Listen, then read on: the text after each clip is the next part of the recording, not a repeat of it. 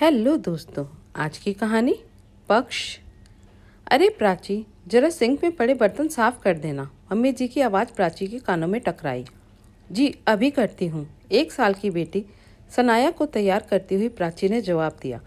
बेटी को सुलाकर वो बर्तन साफ करने लगी।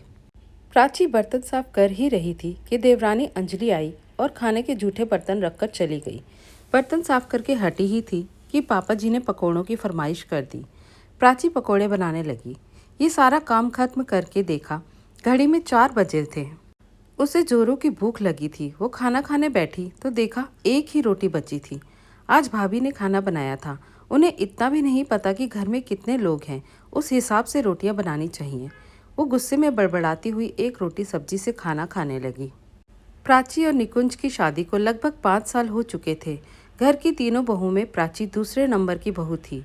जेठानी नैना और देवरानी अंजलि अक्सर प्राची के इमोशनल होने का फ़ायदा उठाती थी। अपना काम अधूरा छोड़कर मोबाइल या टीवी में मस्त हो जाती। बचा हुआ सारा काम प्राची को करना पड़ता, साथ ही बेटी सनाया को भी संभालना पड़ता। हालांकि सास और ससुर दोनों को ये बात मालूम थी कि प्राची पर काम का बोझ ज़्यादा है, लेकिन दूसरी दोनों बहुओं को कुछ कहकर वो उनकी नज़रों में बुरे नहीं बनना चाहते थे। दूसरी तरफ उनके दोनों बेटे, बड़ा बेटा रोहित और छोटा विनय, हर बात में अपनी अपनी पत्नियों का पक्ष लेते। इसलिए उन दोनों बहुओं को कुछ कहने से उनके सास ससुर बचते थे। वहीं दूसरी ओर निकुंज का स्वभाव अपने दोनों भाइयों से विपरीत था। उसके लिए उसके माता पिता सर्वोपरि थे।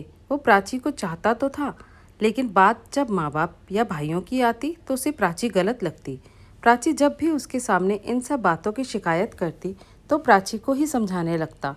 अक्सर उन दोनों के बीच इन्हीं बातों को लेकर मनमुटाव चलता रहता। वहीं दूसरी ओर दोनों भाई अपनी अपनी पत्नियों के साथ सुखद वैवाहिक जीवन बिता रहे थे। प्राची भी बड़ी इमोशनल थी। वो किसी को कोई जवाब नहीं दे पाती और अंदर ही अंदर घुटती रहती। इधर निकुंज के माता पिता में से जब भी कोई बीमार होता या घर का कोई और कार्य होता, दोनों भाई कोई ना कोई बहाना बनाकर टाल जाते। वहीं निकुंज ऑफिस से छुट्टी लेकर भी वो कार्य करता। निकुंज प्राची का साथ नहीं देता, इसी कारण बाकी सब भी प्राची को कोई महत्व नहीं देते। दिवाली आने वाली थी। घर में सफाई शुरू हो चुकी थी। दोनों बड़ी और छोटी बहुओं ने फटाफट अपने पतियों के सहयोग से अपने अपने कमरे साफ कर लिए। बाकी के घर की सफाई के वक्त दोनों आधा अधूरा सहयोग करके बहाने बनाकर काम से बचती रहीं। मौसम बदलने की वजह से प्राची को सर्दी जुकाम हो रखा था।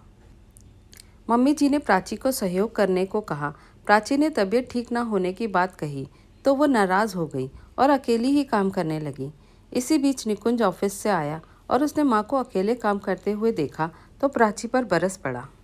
दुख और गुस्से से कांपती हुई प्राची खड़ी हुई और काम में लग गई। पानी में लगातार काम करने के कारण उसकी तबीयत ज़्यादा खराब हो गई और वो बेहोश हो गई। उसे हॉस्पिटल ले जाया गया। डॉक्टर ने चेक किया तो पता चला लगातार सर्दी जुकाम में काम करने के कारण उसके फेफड़ों में इन्फेक्शन हो गया था। उसका हीमोग्लोबिन भी काफ़ी कम हो गया था। मामला थोड़ा गंभीर था। वहीं दूसरी ओर मम्मी के बिना सनाया का रो रो कर बुरा हाल था। पहली बार निकुंज को अपनी गलती का एहसास हो रहा था। प्राची का मासूम चेहरा बार बार उसकी आंखों के सामने घूम रहा था।